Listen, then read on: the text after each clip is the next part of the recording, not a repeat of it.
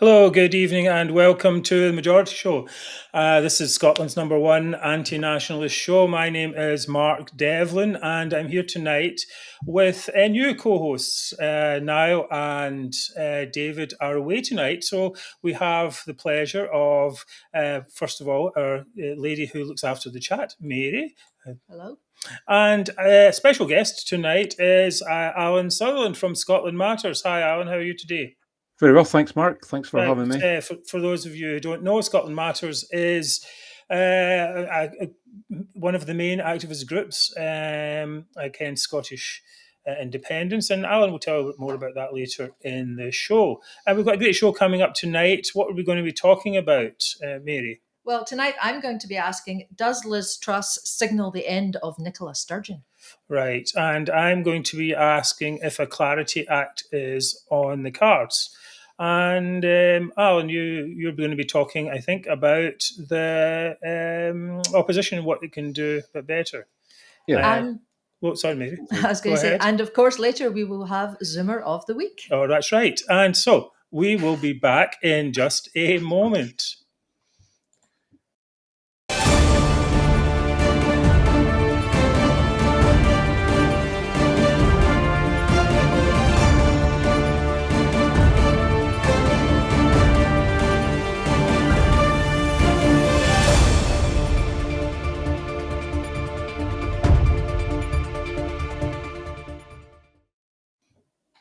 Right, glad to have you back with us.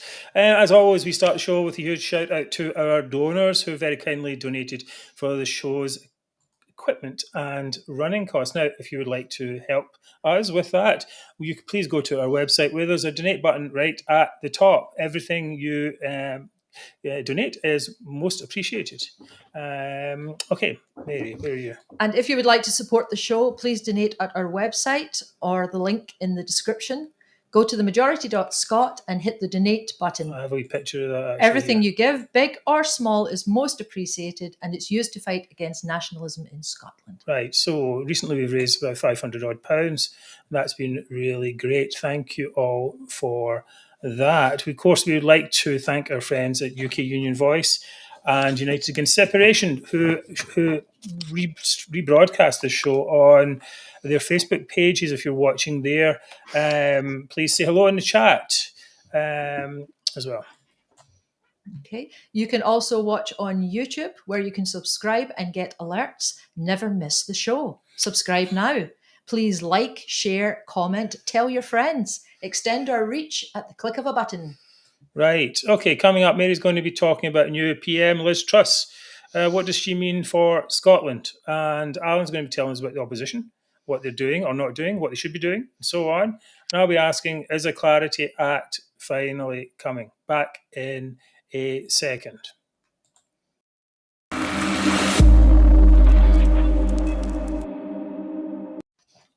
Right, so you may have noticed this incredibly stylish T-shirt that I'm wearing here. We have, what's that, Mary? Have you got one too? Yes, I've got one too.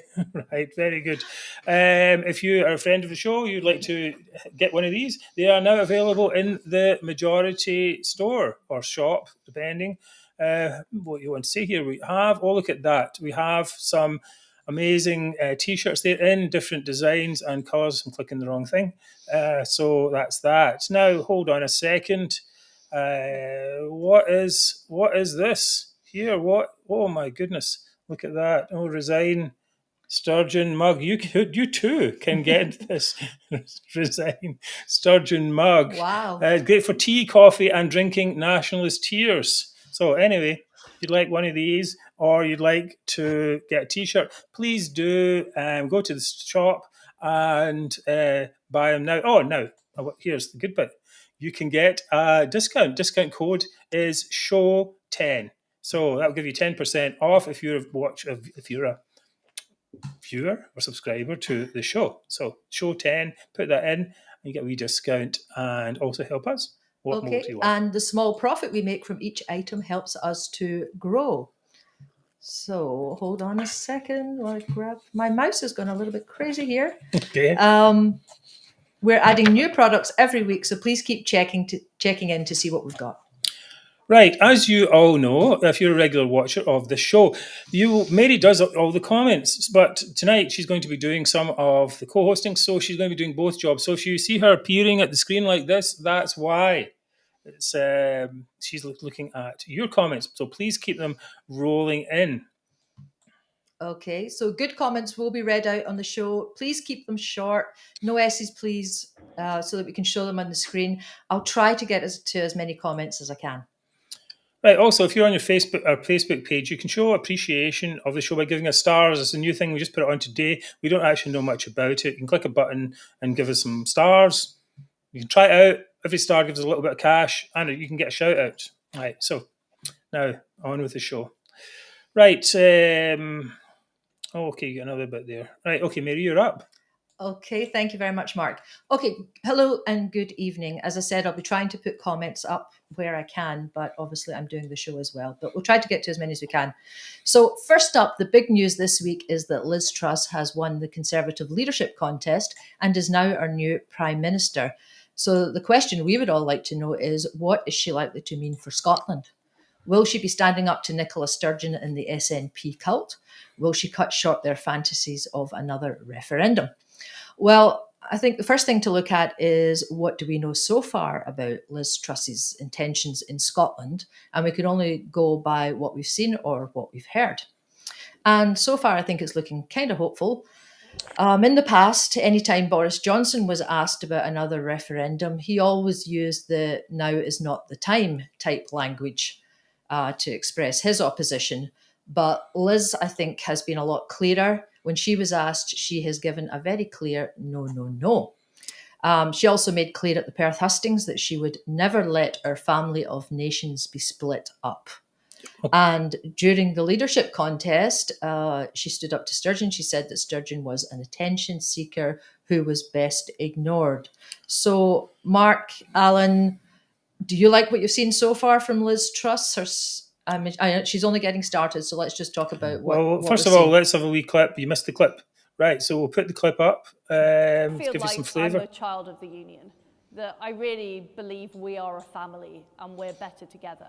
And I think the best thing to do with Nicola Sturgeon is ignore her. I think look,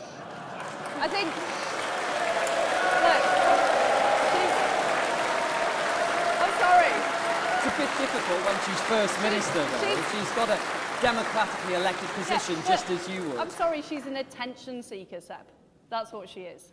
And what we... Oh, strong words there from Liz. Welcome change, perhaps. Allan, what do you think? Well, I mean, this point blank, we're against the referendum. I think that's fine. But if you listen to people who say there's 30% of people absolutely never going to change their mind on either side and 40% in the middle, I'm not sure that... I think the no thing's fine, but to say she's an attention seeker and these kind of things... One thing about Boris Johnson was he never actually said anything that was too, I don't know what the word, needing revenge from Sturgeon. Mm-hmm. He didn't give her a target that way. He gave her a target with his behaviour and maybe some policies, etc. But he didn't do that. And I'd prefer Liz Truss to be saying something like, instead of saying she's an attention seeker, saying she's always up, popping up somewhere in front of a camera. I'm just waiting one day she'll be on Love Island or something like that. Right. Something a bit more jokey, because I mean, I spoke to people and they didn't like what she said. How she actually performs as Prime Minister is going to be really important, and I'm hoping that all works well. And certainly we don't have somebody who can be always targeted by his behaviour during the Partygate thing. So it's removed that target for them, I think. But hopefully she's not going to make another target. Well, she's always going to be a target for nationalists. That's the thing. The question is, is the timing right for a bit more pushback against them? Because I think what's happened is, I think we all know this, and one of the reasons we even started the majority was that the majority of Scots were not being listened to, and their opinion that there should be no... I think we all have a robust opinion generally that we don't want a second referendum, and we want to fight back against the nationalists in different ways. And we didn't see that from our opposition, and we didn't see that so much from the Westminster government. I think Boris, as you say, was kind of like, he didn't really give Sturgeon perhaps much to talk back to him about. But at the same time, he didn't give much support to us as a majority of people who don't want it anymore. So, you hear that cheer that went up there with Liz Truss. I think that was a cheer that was echoed around Scotland in many places, and it said perhaps we're actually at a point where they could fight back. Now, I suppose the question then is, does that actually make the nationalists stronger or not? And I suppose we can differ in that perhaps. Would you think that's the case? Well, I think this, from what I'm seeing, and we're going to talk about this later, this nationalists are getting weaker in terms of, the goals are being removed either by themselves or by the Supreme Court, hopefully, and just their whole performance and the fact that there's a war on and a energy crisis, etc. It's like they don't want to. Sturgeon doesn't have she's got a ready-made excuse not to have a referendum, which is this war and cost of living, but she's not doing it because she's committed herself to a referendum. So she's going to end up in next October, no referendum, and probably somehow or other she's going to be out of there. I think. I certainly hope. But Mary, remember the question mark? It was it's all right. There was Okay. I just sorry, go ahead. Yeah. Well, I think I slightly went off the point I was going to make. That was a lead into it. But basically, I think they're sinking their own boat at the moment, and they should be left to get on with it. And that Alec Massey article that was in the Times during the week basically said that. And the old Napoleon thing about never interrupt your enemy when he's making a mistake. Yeah, I don't know about that because I do agree to that. Right, because the thing is, okay, Liz should steer clear of Nicola Sturgeon, right? Okay, certainly on the constitutional issue, perhaps, but do you really think that Alex Massey would ever say something about the Tories or Labour that way? You'd say, just leave Labour alone to their own devices. They'll just wither in the vine. That's not the way it works. I don't think the way it works is that you have to actually engage these people and one of the interesting things I felt was. That we'll come to this actually maybe in the next section, was by starting to come up with these ideas of how we can fight back. When you see their response, the nationalist response to it, you find actually they're a bit of a paper tiger, really. They don't really have anything to come back with.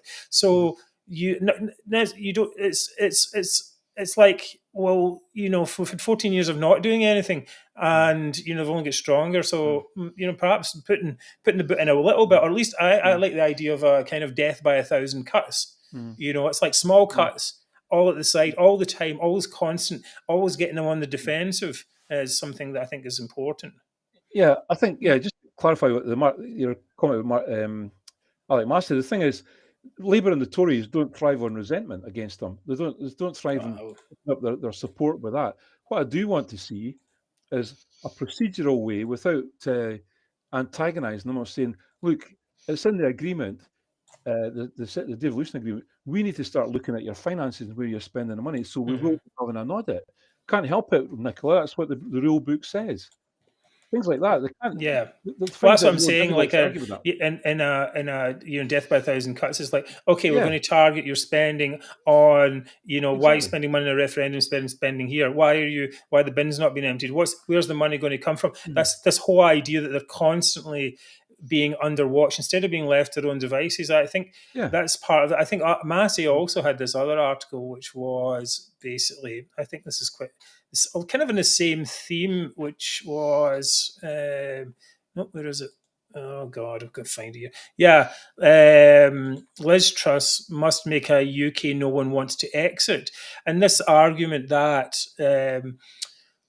that the UK has to be really great. Liz Truss has to make a really wonderful UK so that nobody wants to leave. I find that a real abdication of responsibility, and to some extent, because it's not about that. It's not just about making the UK better. I mean, it's about dealing with the problem of Scottish nationalism and how do we push that and put it down. And I think generally, we've had this so many years of not doing anything, weak pushback, and it's really good for for our side to see this happening. Anyway, Mary, you moving on with you've got another part. Well, I think one of the things that's obvious about Liz Truss, the impression I get so far, is that she's going to pay a lot more attention to Scotland. I think the impression that we've gotten up here is that, Boris Johnson had a lot on his plate, we have to say. There's been a lot going on. But their attention has been away from Scotland. And I do get the impression that Liz Truss will be putting more of a focus on Scotland and will be more robust in a lot of her responses. Yes. So what have you? Okay. So I think one of the first things that we're going to see is that, usually what happens when there is a new Prime Minister is that they make a very, very quick visit to Scotland. So when Theresa May, she made the visit on the first day. She met with Nicola Sturgeon on her first day in office. Boris Johnson was up here within a week. But I think it's going to be unlikely that we're going to see Liz Truss up here as quickly as that. I think it's probably more likely that she'll call Nicola Sturgeon down to Westminster. What do you guys think? Yeah, I think that's possible. And someone else was saying today, I saw a tweet was quite interesting, that the cost of living crisis should be declared a national UK emergency, so that the devolved administrations don't have the ability to grandstand on it like they did on the COVID crisis as well. I don't know if that'll come to anything, but I think we are going to see more of these, small things. And every time the Nationalists are going to complain about it, but in some way it reveals a little bit of their weakness. I think we can, and it gives you new strategies to attack them back. Come on to that in the next section. Well, there's going to be a few things that will be coming up. So we've talked about, what we've seen from her so far, but there's things that will be coming up in the future. Obviously, the Constitution is always going to be a source of tension. But yesterday in her speech, Liz Truss was talking about the things that she wanted to get done straight away. She was talking about getting Britain working again by focusing on, and she specifically mentioned three things. She talked about tax cuts, tackling the energy crisis, and fixing the NHS.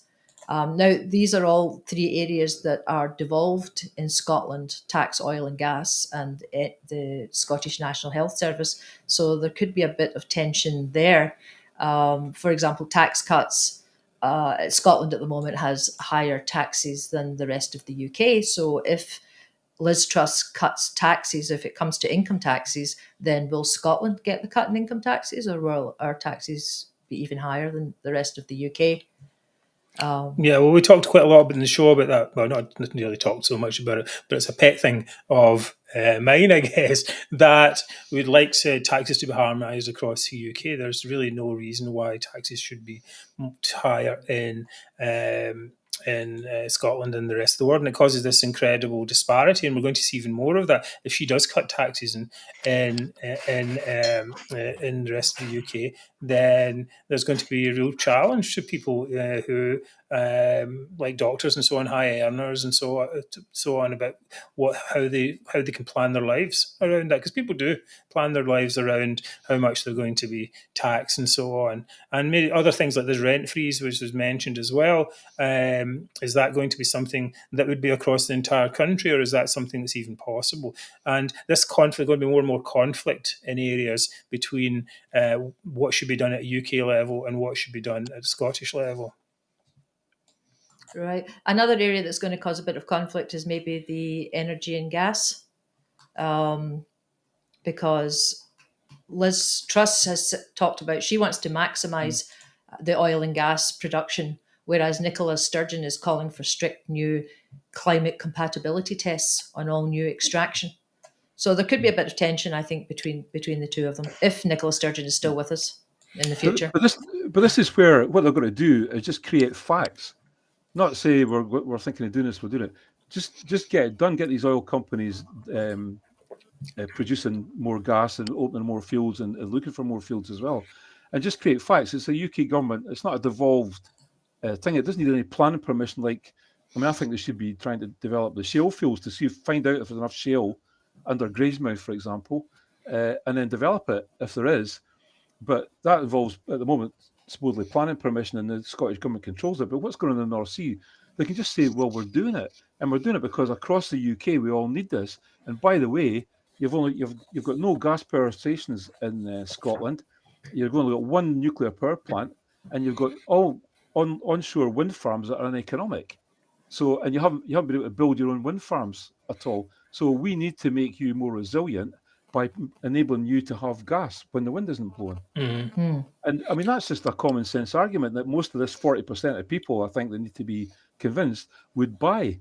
And then Sturgeon bumping up and down saying, global warming and all the rest of it. Well, Putin's got his foot on the gas pipeline coming into Germany. So it just looks stupid. Yeah, I think it's very true. I think that's the issue. The real world catches up with these fantasy policies Exactly. at a certain point. It's all very well saying we're going to live, under windmill power until the wind stops blowing and there's no gas to heat your house. So I think that's. And also, of course, we have to say that the Sturgeon's government, as it were, is in hock to not nationalists, to Green nationalists. Patrick Harvey, Lorna Slater are ministers in the government. They have Sturgeon's ear, and he needs their support to have her parliamentary majority. So she can't be going around upsetting them. She got herself into a real bind with that. So it's interesting to see how that actually plays out against real world. I mean, last time I looked at the people that's on here can go and look at this. I think there's a site called, if you Google Grid Watch, you can go and see at any point in time where the UK's energy is coming from. And the last time I looked, it was a couple of days ago now, right enough, there was no wind. Wind power was supplying 5% of the UK's energy. Gas is something like 56%. And when Nicola Sturgeon, next time people see Nicola Sturgeon saying we produce 97% of our energy through renewables, which means wind, it's not true. We've got enough turbofans going around Scotland to produce it, but it's not producing it. It's not going into the it's grid. the load, isn't it? Well, here's the site you mentioned here. Right, as of this very second, wind is producing 13% and solar is producing 1%. Renewables in total producing 20%. Yeah. Nuclear is providing a big amount, and most of it, 52%, is from gas. Sorry, that doesn't. It goes away further along the page there. So you can see that there is, if we this green issue, the many green issues coming up, and we some of us foresaw this, or we're reading about it. And if you have renewables, you need fossil fuels. That's the thing, because they don't work all the time. So the fossil fuel industry is actually very pro renewables because for that exact reason. And of course, they're very against nuclear because of the same. Because if you have nuclear everywhere, you don't need, like France, you don't need that much renewables. Another thing some of the people on here can look at as well. Germany is bringing 13 coal-fired power stations back into production. Mm-hmm. Well, Longanet and other ones in Scotland have been blasted. Sturgeon blew up. Yes, exactly. Not long. She pressed the button to blow it up, and all these people lost their jobs. And now we don't have a site that we could bring back online. Right. Well, I think that was a pretty good segment there. Liz Truss, will she, won't she, what will she do? We will find out in due course, of course. Next up, a little bit later, Allan's going to be talking about the opposition parties. And I'm going to ask, is a Clarity Act, the famed Clarity Act, is it actually on the cards at last? We'll be back in a second.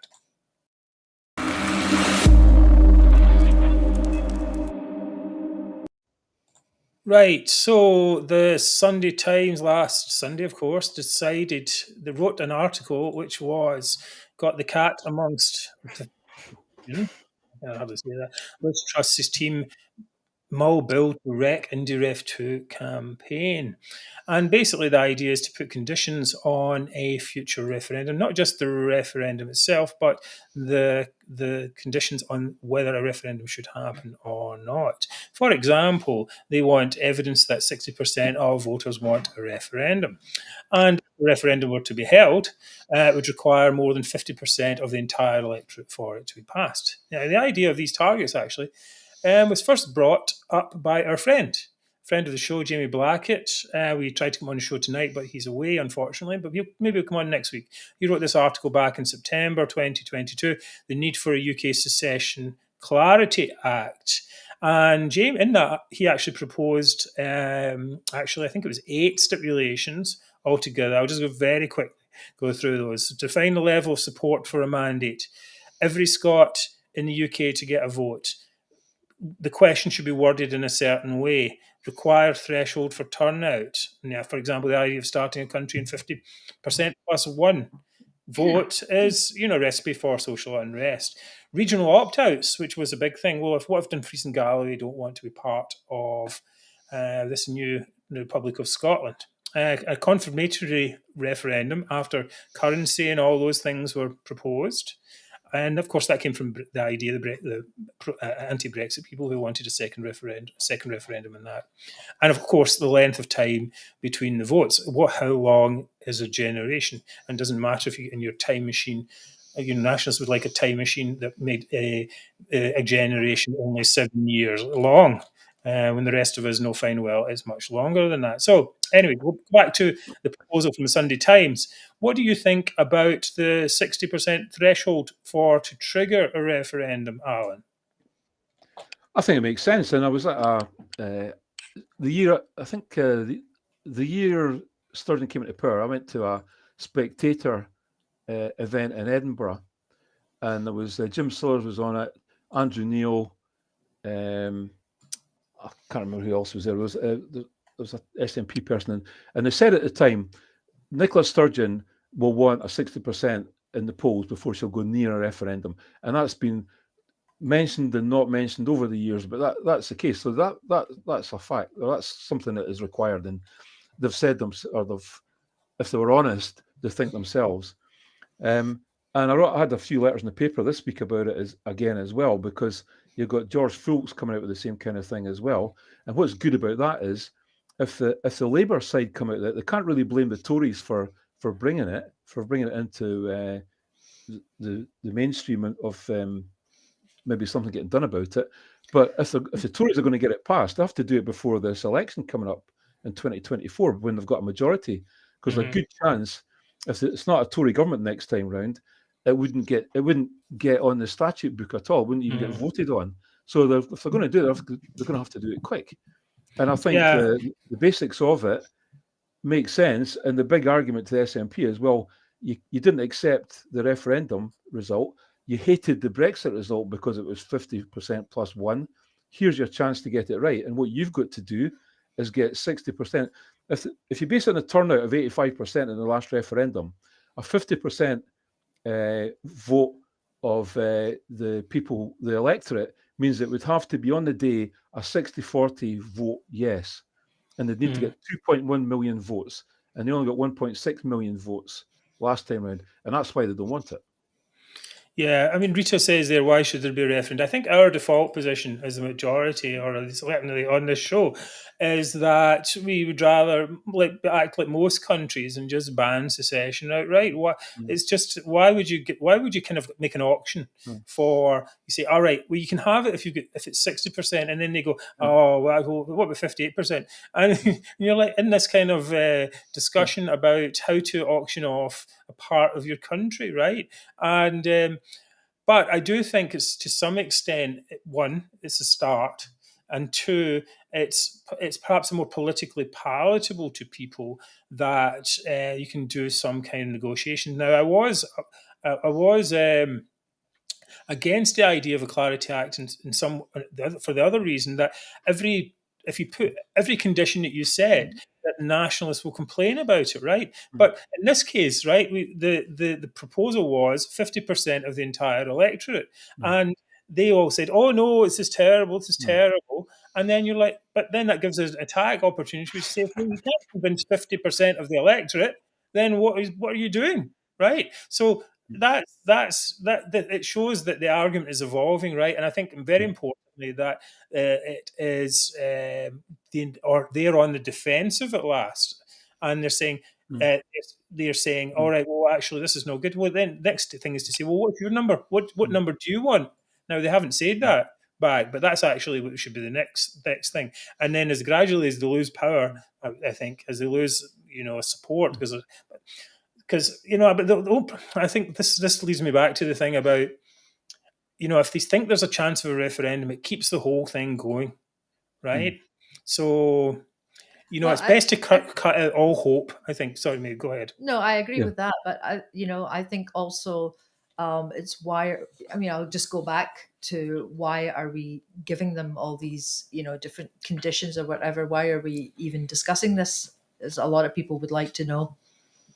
Yeah, well, I mean, that's the thing, because we had it already, right? We had the referendum and we won. So, wouldn't this just open up endless negotiations? It's going to be a lot of grievance all over again. They're going to be fighting over every single clause. I think there's the danger of, where the sort of no side is saying, Nicola, you're getting obsessed by independence. And then now they're saying, well, you're getting obsessed by it as well because you're going about 50%. I think it should be left there. It should be left there as, when the time comes, if this gets serious again, this is going to be something that's going to come up, and you're going to have to come up with a better case for it, a fact-checked case for your independence proposals. And I think it'll be a big disincentive, or it'll at least make them think again. I mean, to my mind, this whole the people that started the independence thing are just about to leave the stage. There's only Sturgeon and John Swinney left, really. And when they go, it'll be a while before another generation come up with maybe better ideas of doing it. It might even convince some people to do it. But I think it's something that should be hanging out there. And nothing wrong with that. But I can't see them spending the time on it when all these other issues are going on, like this Truss government doing it. I think they just throw it. Yeah, I think as Heavenly Malbec says there, it's discussing a referendum means we're not discussing other stuff. But I still think there's part of a death by a thousand cuts thing here. It's like just everything's a little barrier. If you look ahead and go, if you're a nationalist and you go, of the Supreme Court, I've got this barrier, I've got this barrier. You go, why am I bothering with this? Perhaps I only get to the diehards who continue, right? And then the rest of people are like, if I want rid of the Tories, I'm just going to vote Labour.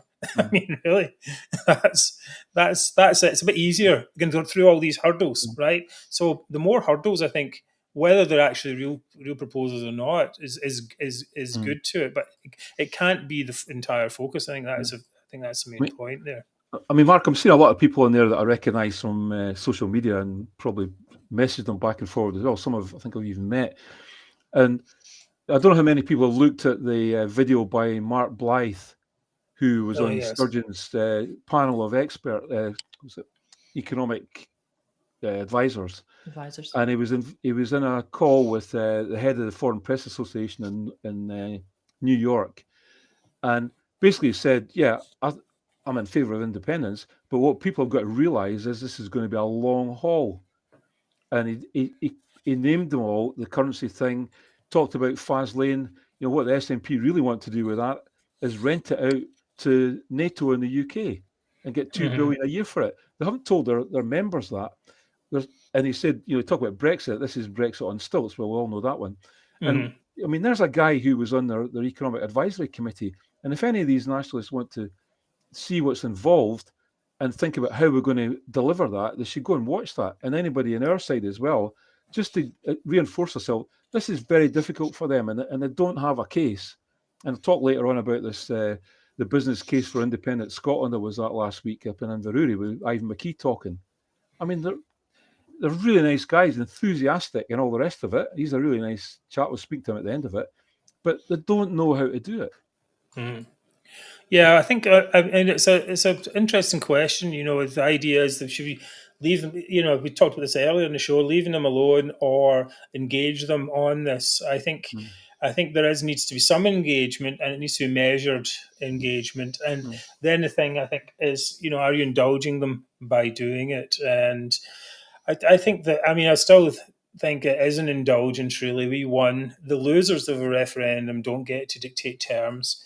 They just appear all the time to say, right, well, if you say to them, okay, it's 50%, then they're like, how dare you? You're like, well, we won. The winning side determines what the conditions are. And this is the thing. I think that maybe I think it's obviously a trial to see what the reaction is. And of course, we get some people who are, I think in general, the feeling I've got is that they are definitely in the back foot with this type of thing. So I think it's definitely moving along. Mary, what are you any final thoughts on that? Not in particular. I just worry, as I said, that if we get into all these different clauses of a Clarity Act, that it just drags on, and every clause will become a grievance. And I don't know if it really solves the problem. If we could just, agree on one clause, like 50% or 60% or whatever, and then that was it. Yeah, but it's not. Everyone agreed on who's that. who's agreeing though? This is the question as well. I mean, are the SNP any party to this? It's not really. Basically the Conservatives, if they were to do this, would basically say, here's the number, and we're going to pass it as this number, and it will go through their internal channels, and that's it. So, I mean, the thing to say in favour is that this kind of thing did seem to work in Quebec, and it put an end to the Quebecois nationalism. So, it's worked somewhere else. Maybe it could work in Scotland. Yes, well, perhaps. Okay, moving on. We're going to talk a little bit about the opposition. Alan's going to talk about that, and then after that, it is going to be the highlight of every week, which is Zoomer of the Week. Yay. Back in a second.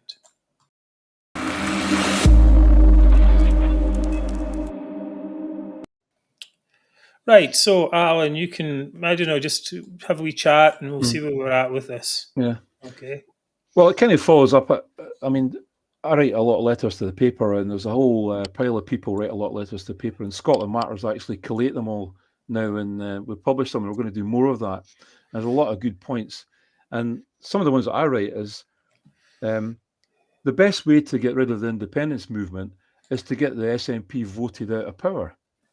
And we need an opposition that is getting better, I suppose, at calling them to account in Parliament. But they need to start coming out with vision and policies that make it look like we'll have people in Scotland, don't wait till election. They can see there is an alternative there. And then they can look at the SNP in the light of, well, there's actually somebody saying a lot better stuff here. So I'm not going to go in with this independence thing just now. I'm going to wait till this election and get them out.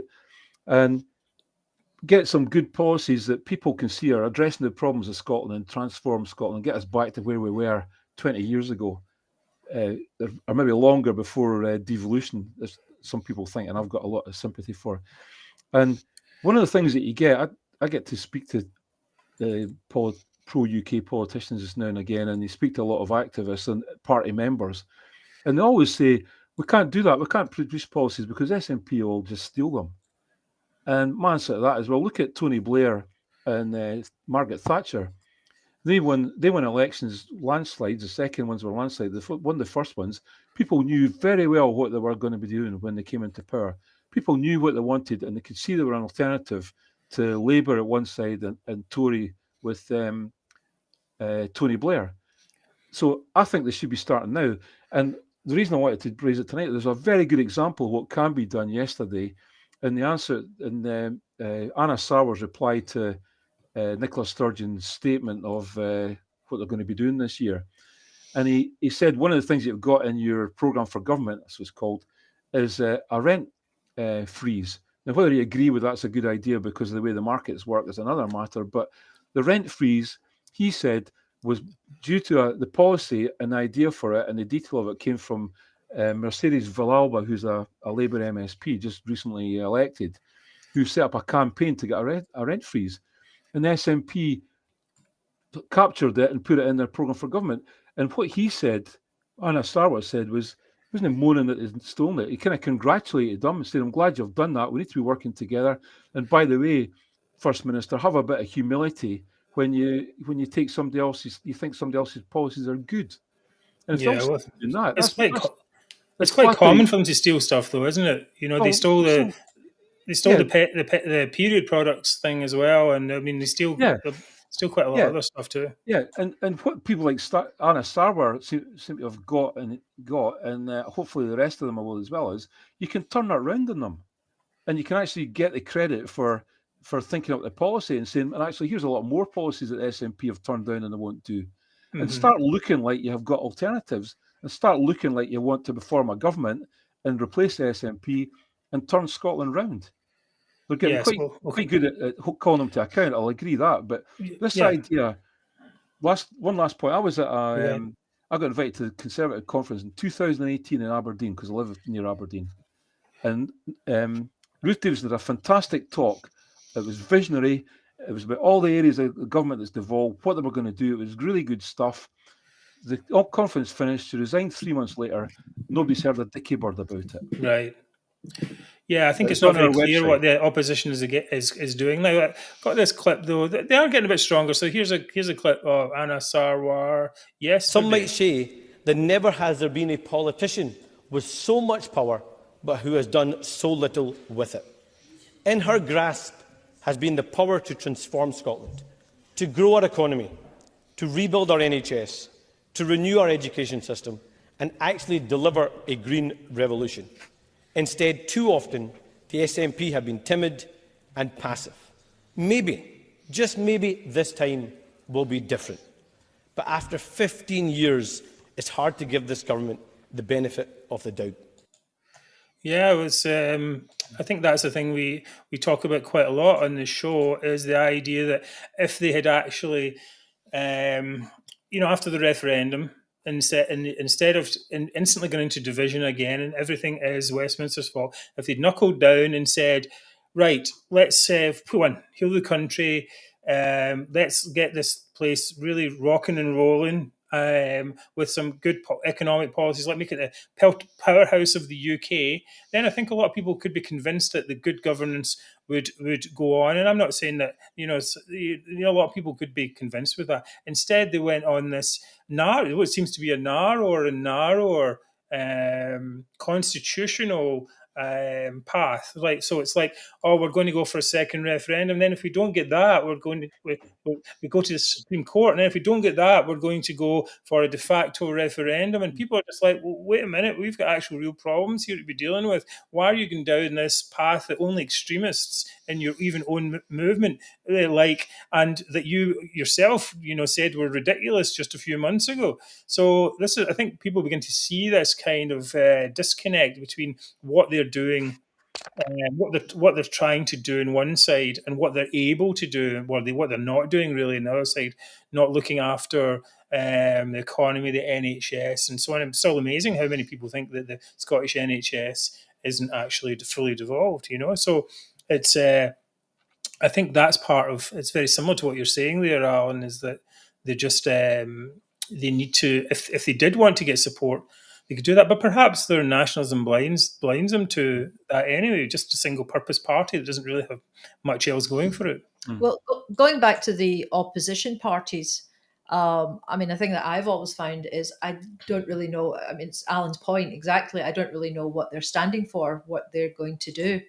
We don't really hear that much from them. And if, as you say, Allan, that they're scared to actually say what their policies are for fear that the SNP are going to steal them, then, I mean, what are we supposed to be getting excited about? Why are we going to vote for them?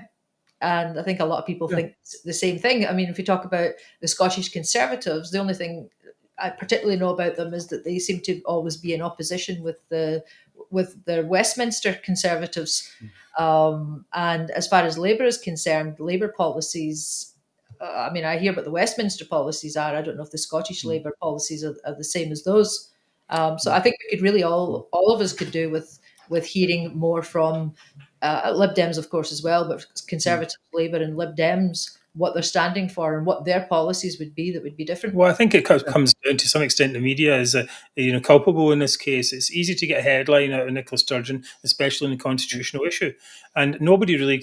It's very seldom you hear her challenged on the actual domestic record, and so so you've got that going one way, and then people trying to come up and say, "Oh, let's talk about domestic record," and media are like, not interested in that nonsense. We want a quote about her, saying something bad about Liz Truss. Of course, that's what they want, right? Alan.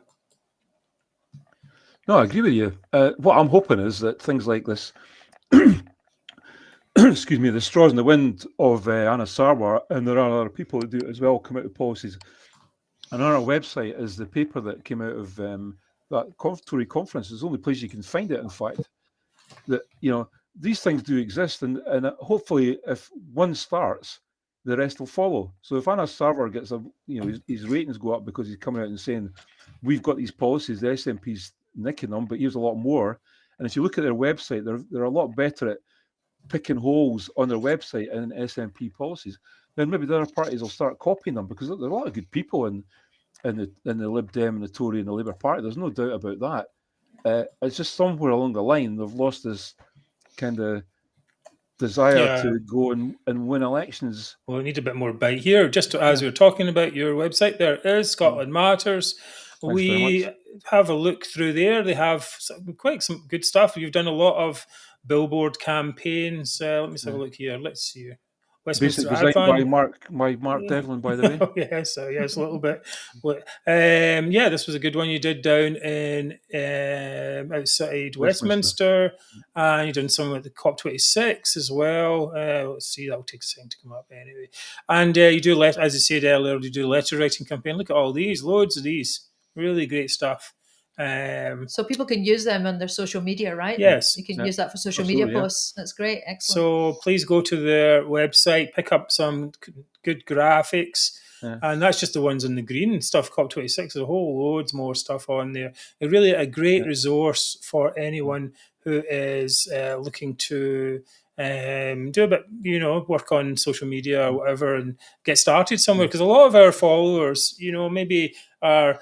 they go on Twitter every so often, but we often get people saying, "Well, how do I make a graphic and how do I do stuff?" And you just say, "Well, you just copy ours. You don't change it. We don't mind, or retweet even, or just watch a show, tell a friend, anything. Everything helps, But these type of resources put a lot that Allan and his colleagues have put a lot of effort into. Really are very useful indeed. Good work. Great work. Great work. So I think it was a good segment. Now we are going to move on to our final section, which is, of course, the incredible, amazing Zoomer of the Week. Yay. Here it comes.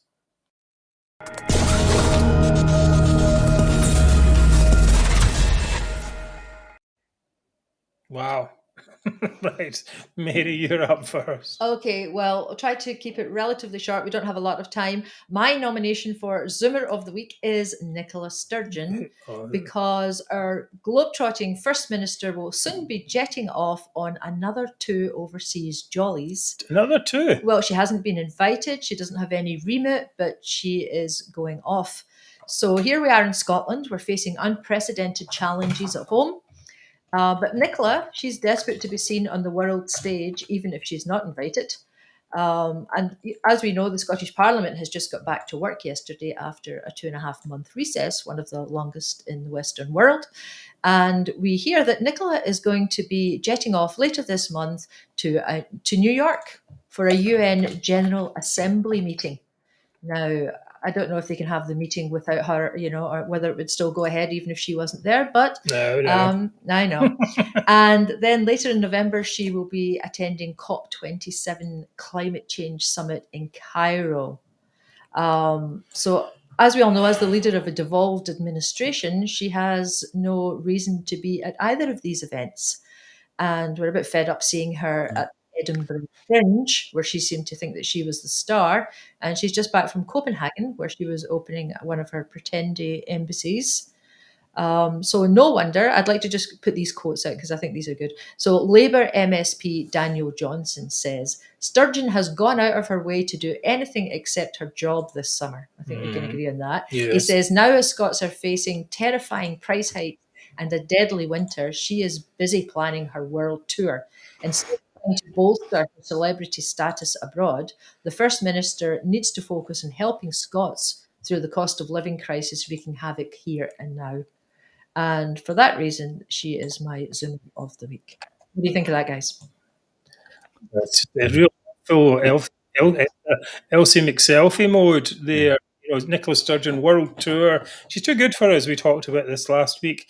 Just too good for us mere mortals here in Scotland. She's off jetting around. She wants to be best pals with Hillary Clinton and a bunch of other world leaders. So, that's fine, but not on our time. Do that on your own time. So, what do you think of that, Allan? Well, I was actually at 2 of her Fringe events. I was at the one with Ian Dale and the one with Graham Spears, and it was just the whole thing just sums her up. And I also know that she's going to Germany, to the Lake Constance in Germany in October, to present some award to the best EU advocate or something like that. And we're going to be in Germany at that time. Might take a run down. Just some heckling. Yeah. Well, you know what we're like, so I might just do that.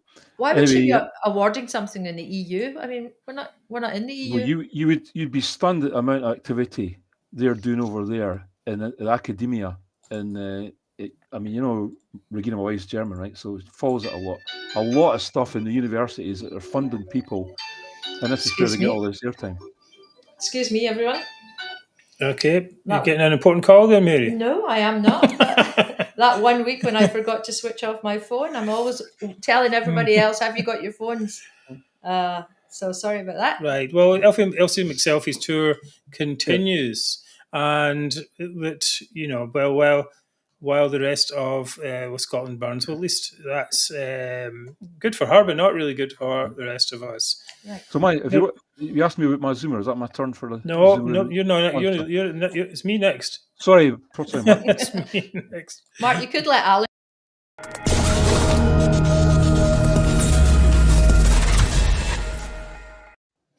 Indeed, we will let Allan go next. Allan, No, sorry, well, all I was going to say was it continues on the fact we went to a few events. I went to an event last Wednesday night with Ivan McKeon in Inverurie, as I said, called the Business Case for Independence. And cynically, I thought, I'm going to hear about the Business Case for Independence, you know, what we're going to do, the money we're going to need, time taken and all the rest of it. And I got a good, I mean, Ivan McKee's a really enthusiastic guy, but it was all about these small industries, AI, artificial intelligence, tech, fintech, renewables, and most of these are small industries. And really, he couldn't answer a lot of questions, but he's plenty of brimming with ideas, but nothing that you could actually base running a country on or voting yes on. But the Zoomer of the week came from the meeting was chaired by Gillian Martin. Some of you might know her. She's with the MSP up there in Gordon. There she is. There was some scandal about her. She was sacked she became a minister for about a week or two, a few years ago, and then got sacked again for some old tweets that she'd done. Anyway, somebody in the audience said, "But you haven't run the NHS very well," which has nothing to do with the case for independence, but it came up talking about, you know, waiting lists and all the rest of it. And her answer was, well, the reason for that is because Scotland can't borrow on its own. So therefore, what we need to fix the NHS in Scotland is we've got to spend a lot more money in IT to transform our information technology, and that'll solve the NHS's problem, basically. And nothing to do with ambulances or getting more nurses or putting the country on a diet so there's not as many obese people getting ill. None of that at all. And I used to I worked for a company called Oracle, and I sold the NHS £5 million worth of software once that should have been able to transform a lot of what they did. And their big problem with what I said to her is that they can't get people in all the different organisations in the NHS working together to make things work. And no software on earth will help them do that. No. She didn't have an answer, but her answer was, we need independence for that because we need to be able to borrow some money. And this is in a seminar that's about the business case for independence. And that's a level. Ivan McKee, you know, fair enough, tried his best. This woman is just not very good. The problem is they don't know anything really about business. I mean, even the level of business you're at, which is, you know, selling for a multinational corporation, you know the problems you've got selling software. And anyone who's involved in software knows the problems of selling software to big companies. In fact, Mary did that when she was in her younger years. She did big projects for Shell and so on. And it's a huge, huge endeavour to get these things right. And of course, it's not always a matter of money. It takes a massive amount of planning and so on. And these people don't have any idea of how that works at all. They don't have. It's not possible. I think so. I mean, you see sometimes, I think Mary talked about this before, the business, who's the business minister, right? Someone's getting paid $95,000 a year, right? And we barely know his name. Right, so barely know his name. And what do? They don't do anything. Where's Tesla? Why is there not a big Tesla factory here? Why is there not other multinationals coming in all the time? Remember Silicon Glen in the 80s and 90s or whatever it was? So none of that is going on. Nothing. Well, this is my big pet subject. It's we have people running government who have, no business experience whatsoever, or they have, very lowest levels of business. Yes. We need So more high level people. I've got an email from about 10 years ago. I met Fergus Ewing once at some event, and I was talking about fracking, which I think they should at least find out about. And he agreed with me. And Right. I've actually got a letter from him agreeing with me. right. I've never used it because I said I'd never tell anybody about it, but here I am tonight. There's a scoop for Right. everybody. There we go. See, we are at the forefront of the news. Only 10 years old. Exactly. That's great. But we shall release that. Okay. Coming up, mine.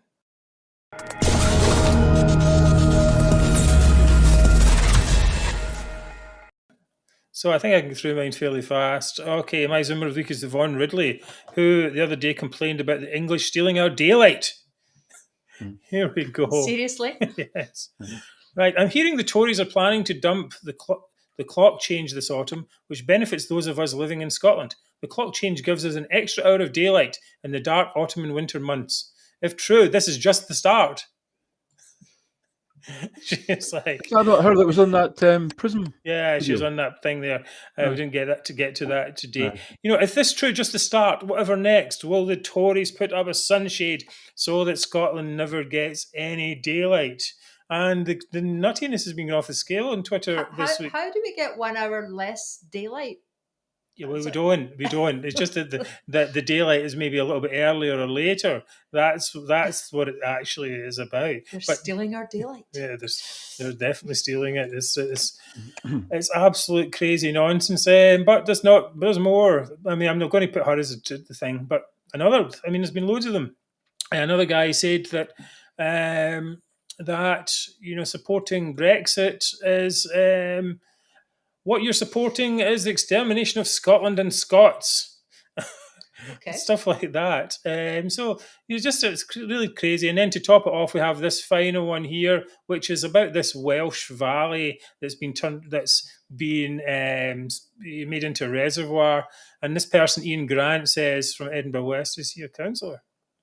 No. Anyway, this is appalling. A Welsh valley and village drowned to provide water for Liverpool. This could happen in Scotland in future. If we don't get independence soon, the rest of our resources, which have not been pillaged already, will be taken from us. We're going to be drowned and deprived of sun, and the Scottish race will be exterminated. It's a bit of a shocker anyway. Doom and gloom. Doom and gloom. All right, Allan, of those three, you can choose which one you think, and you can choose your own as well. Well, I think Yvonne Ridley, because he just reminded me, she was, if people want to really get their eyes open about how much the followers have turned against the SNP, Google a video. It's called Scotland Through a Prism. And it's a guy called Barhead Boy that hosts it. And the most recent one, have a look at that. And that's where they said, for example, this office in Copenhagen, the guy said, I hope they've got in the toilet, they put a jobby tweaker so we can flush away Sturgeon. That's on that video. And Yvonne Ridley was on that video talking about all sorts of stuff as well. So yes, I think I do recommend it. We'll put it as a link in the description. It's quite something to watch. The Nats are revolting, as it were. So, Yvonne, she's the winner of the Zoomer of the week. Right, okay, we will be back with another show next Wednesday, September 14th, at our usual time of 7 p.m. Thank you, our donors, for supporting the show. Please do donate if you can. Everything helps. Also, thank you to our friends at UK Union Voice and United Against Separation and all the other pages that support us along the way. Please, the big thing we really would like you to do is to subscribe to our channel on YouTube. Even if you're watching on Facebook, please go to our YouTube channel and subscribe. We're getting close to 500 followers on there. We need to get up to 1,000. Everything helps. And please make a donation so that we can all collectively destroy the Pretendy Ref. Right, very good. Thanks, Mary. So thank you all for all your comments tonight. We appreciate you seeing them all. Thank you to your regular followers for being here with us every week. I'll leave you with the thought of the week. It's a bit of a similar to what we said earlier, for too long, the winners of the real referendum have acted like we lost it. And while the losers have acted like they won it. But the reality is that losers don't dictate the terms, and we're moving on. And hopefully the SNP will suffer a death of 1,000 cuts. So it's good night from me. Good night. Yeah, good night. Thanks very much. Thanks for having me. Oh, you're very welcome. It's Thanks, really good to Allan. have you Thank on, you. Allan. We'll talk again soon.